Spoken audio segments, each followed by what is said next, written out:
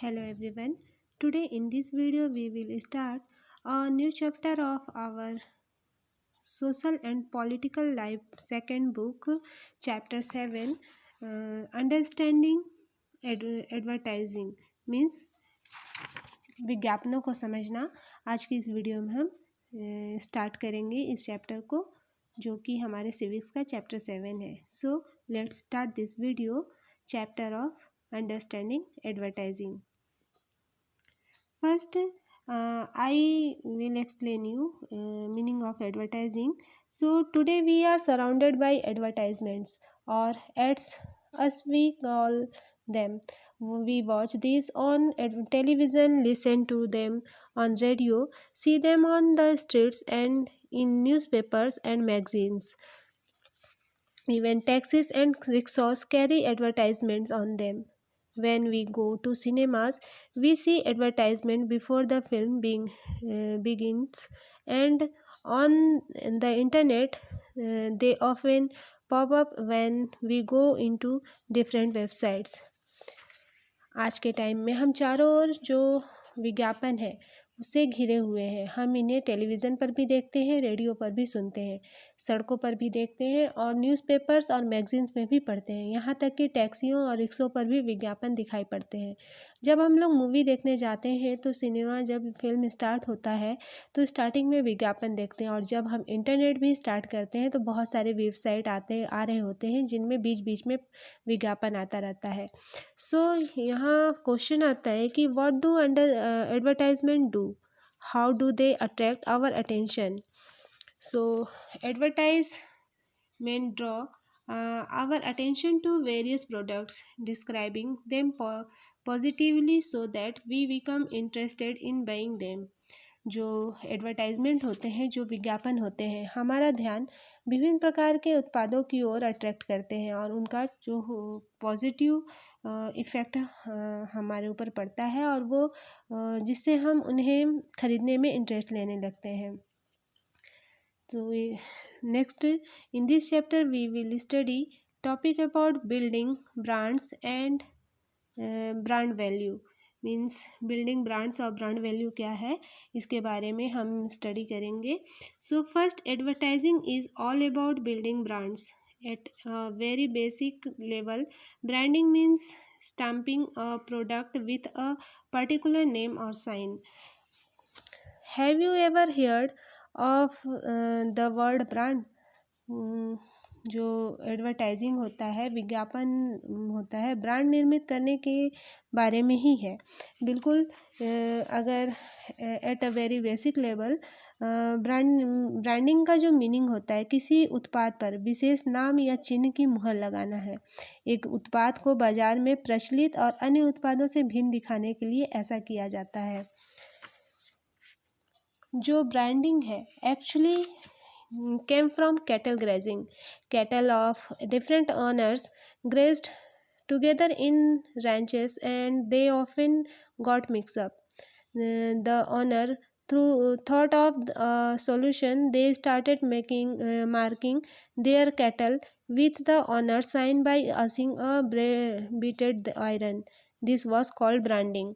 Means branding जो है एक इसका ब्रांडिंग का अगर अदर तरीके से समझे तो इसका मीनिंग होता है दागना। दरअसल ये जो पशुपालक होते हैं वो अपनी ज़रूरत के हिसाब से इस शब्द को बनाए हैं।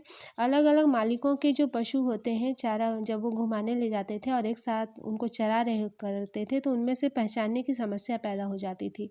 और मालिकों ने इस दिक्कत का एक सॉल्यूशन निकाला कि वे गर्म लोहे की मदद से अपने जो भी पशु होते थे उन पर खास चिन्ह दाग दिया करते थे और इसी को ब्रांडिंग कहा जाता था। तो उसी प्रकार से जो एडवर्टाइजिंग होता है ये जो ब्रांड निर्मित करने के बारे में ही होता है और किसी उत्पाद पर किसी विशेष नाम या चिन्ह की मुहर लगाई जाती है और इस एक उत्पाद को बाजार में प्रचलित करने के लिए, अन्य उत्पादों से भिन्न दिखाने के लिए ऐसा किया जाता है। For example, there are many shops, but every company will have to give the shop a different name. By doing this, they create another brand of shop. जैसे आज बाज़ार में बहुत से साबुन बिकते हैं बड़े कस्बों और शहरों में।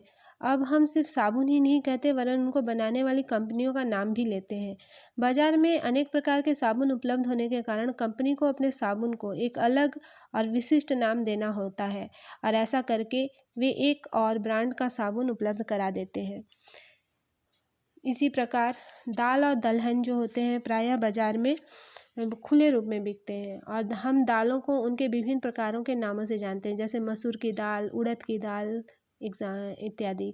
और ये जो नाम हैं ये ब्रांड के नाम नहीं होते। जब कोई कंपनी मसूर की दाल को लेकर एक पैकेट में बंद करती है और उसी दाल को एक विशिष्ट नाम देने की ज़रूरत पड़ती है और ऐसा करने की ज़रूरत इसलिए है जिससे हम विशिष्ट मतलब जो पैकेट वाली दाल है और बाज़ार में बिकने वाली खुली दाल के बीच भ्रमित ना हो जाए। इसलिए कंपनी वाले क्या करते हैं, एक निश्चित नाम दे देते हैं, जैसे टॉप टेस्ट दाल। इसी तरीके से उत्पादों का नाम देना ही ब्रांडिंग कहलाता है।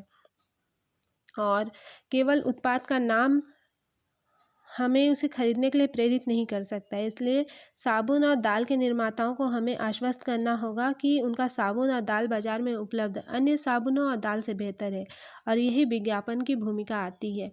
हमें विज्ञापन उत्पाद के प्रति आश्वस्त करने और उन्हें खरीदने के लिए प्रेरित करने में विज्ञापन की भूमिका निर्णायक होती है।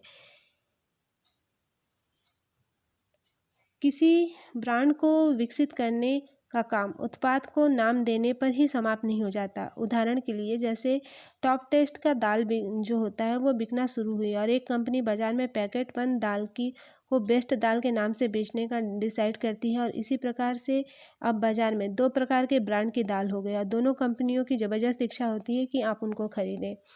ऐसे में क्या होता है कि जो खरीदने वाले होते हैं, जो कंज्यूमर होते हैं, वो भ्रमित हो जाते हैं क्योंकि वो टॉप टेस्ट दाल और बेस्ट दाल का अंतर नहीं जानते।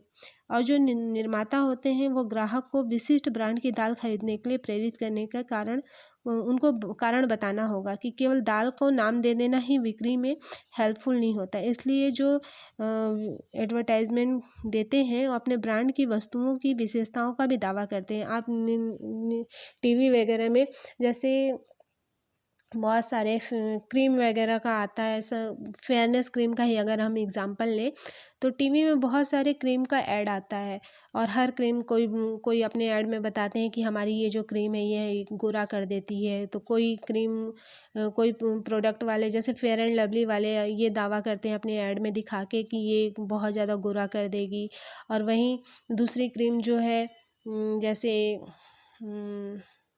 क्या दूसरी क्रीम आती है निविया वगैरह का जो ब्रांड है वो दावा करेंगे कि इससे हमारी स्किन सॉफ्ट हो जाएगी, स्मूथ हो जाएगी और रिंकल्स वगैरह नहीं आएंगे। गार्नियर के प्रोडक्ट में इस तरह का ऐड आता है।